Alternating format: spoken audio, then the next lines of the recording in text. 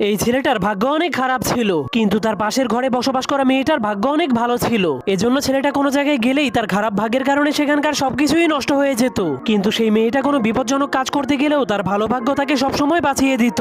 কিন্তু একদিন ভুলবশত সেই ছেলেটা ওই মেয়েটার সাথে ধাক্কা খেয়ে যায়, যার কারণে সেই মেয়েটা তাকে সাহায্য করার চেষ্টা করে। কিন্তু ছেলেটা নিজের খারাপ ভাগ্যের ব্যাপারে অনেক ভালো করেই জানতো, এজন্য সে অনেক মন খারাপ করে সেখান থেকে চলে যেতে শুরু করে। কিন্তু তখনই হঠাৎ করে সেই ছেলেটা একটা আইসক্রিমের গাড়ির মধ্যে পড়ে যায়, যার কারণে সেই গাড়িটা ঢালু রাস্তার কারণে সেই মেয়েটাকেও ধাক্কা মেরে দেয়। এজন্য সেই আইসক্রিমের গাড়িটা তাদের দুজনকে নিয়ে ফুল স্পিডে মেন রোডের উপর দিয়ে চলতে শুরু করে দেয়। এরপর ছেলেটার খারাপ ভাগ্যের কারণে সামনে গাড়ির জ্যাম লেগে যায়, কিন্তু যখনই মেয়েটা সামনে যায় তখনই মেয়েটার ভালো ভাগ্যের কারণে সেখানে নতুন একটা রাস্তা তৈরি হয়ে যায়, যার ফলে আইসক্রিমের গাড়িটা সেই রাস্তার উপর দিয়ে জাম্প করে দেয়। কিন্তু তখনই তারা নিচে তাকিয়ে দেখতে পায় তারা সমুদ্রের মধ্যে পড়ে যাচ্ছে। তখন তারা বলতে শুরু করে, আমরা কেউই তো সাঁতার কাটতে জানি না। এজন্য ছেলেটা জীবন বাঁচানোর জন্য নিজের ছাতাটাকে খুলে দেয়, কিন্তু তার ভাগ্য অনেক খারাপ হওয়ার কারণে তার ছাতাটা উল্টে যায়। কিন্তু যখনই সেই